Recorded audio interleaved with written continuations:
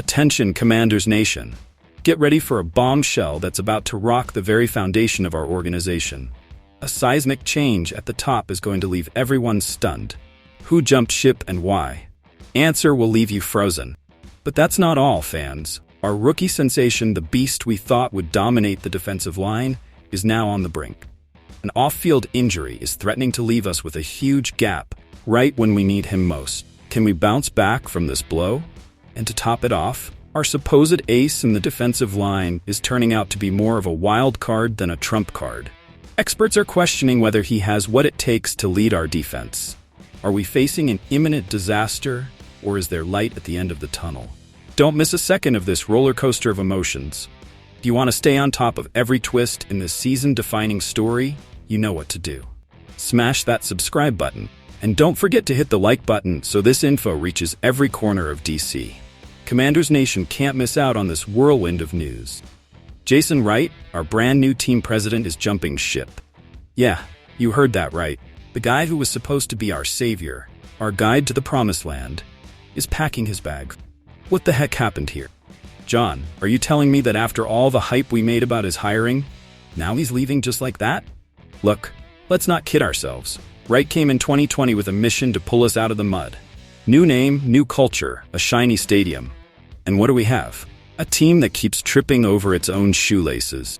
Remember the Sean Taylor Memorial fiasco? Or when they couldn't even spell our legends' names correctly?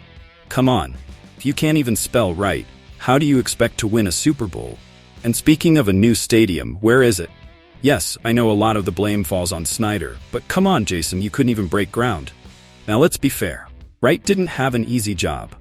Came in the middle of a hurricane, with investigations all around, and an owner more toxic than DC Air in August. But wasn't he the guy who was supposed to change all that? John, I ask you, what the hell happened to all that talk about cultural transformation and a new era? Because from where I'm standing, we're still the same old Commanders, stumbling in the dark like we're blindfolded. And now, Josh Harris and his team are looking for a new president. Great, another selection process. How about this time we find someone who can actually spell Washington? That too much to ask? Look, Commanders fans, this is serious. We're talking about the future of our franchise. We need someone who doesn't just talk pretty, but actually knows how to run an NFL team.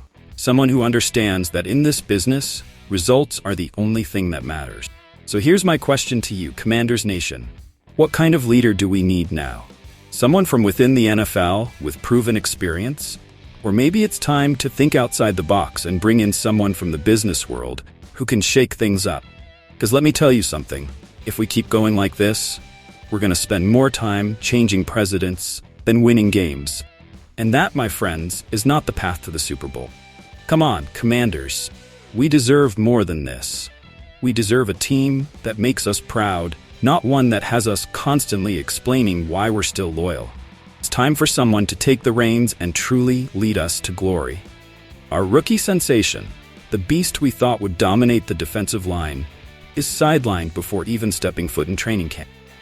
Can you believe it? Johnny Newton, our second-round gem, has been placed on the injured list for non-football reasons. What the heck is going on here? Let me tell you something, folks.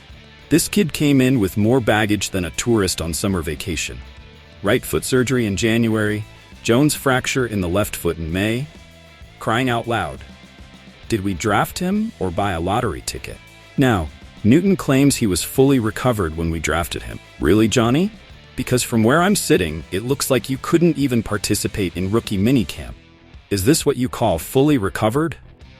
But wait, there's more. This kid was an All-American in college. 18 sacks, 28.5 tackles for loss. Impressive numbers, right? But what good are those numbers if he can't stay on the field? John wonders, are we looking at the next great NFL defensive tackle? Or the next great what could have been?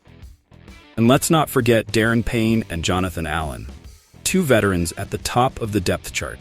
Do you think they're going to give up their spots to a rookie who can't even participate in training camp? John highly doubts it. Now let me be clear. I'm not saying Newton is a bust. What I am saying is that this is a terrible, horrible, no good, very bad start to his NFL career. And you know what? It's not entirely his fault. Where was our medical team when we made this draft pick?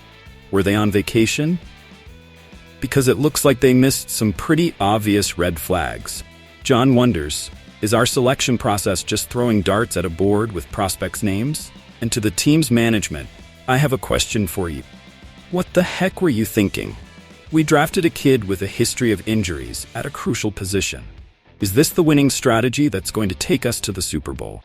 Because if it is, John needs you to spell it out for me. Look, I get that Newton's potential is enormous, but potential doesn't win games. Players on the field win games. And right now, Newton isn't on the field. He's on the injured list, watching his teammates prepare for the season while he falls behind. John's got the bombshell that's shaking up our defensive line. Dorrance Armstrong is our primary quarterback hunter? Seriously? What were Quinn and Witt thinking? Look, don't get me wrong. Armstrong isn't a bad player. The number one guy? Really? This dude was a decent rotational player in Dallas, but now they want him to lead our charge. Have we lost our minds? John wonders, where did our ambition go? And don't get me started on our plan B. Farrell, Obata, Fowler Jr. Is this our arsenal to terrorize rival quarterbacks? Sounds more like a meeting of second-string players than a real threat. Where's the fear we used to instill with Young and Sweat? But wait, it gets better. Now we're turning Jamin Davis into an edge rusher. What's next? Putting Daniels at tackle? John can't believe what he's seeing. Are we so desperate that we're now improvising positions? Yeah, I know what you're thinking. But John, Quinn and Witt know Armstrong. So what? Does that magically turn him into the next Lawrence Taylor? Come on, let's not fool ourselves. There's a big difference between being a good rotational player and leading the charge. Now, not everything is lost.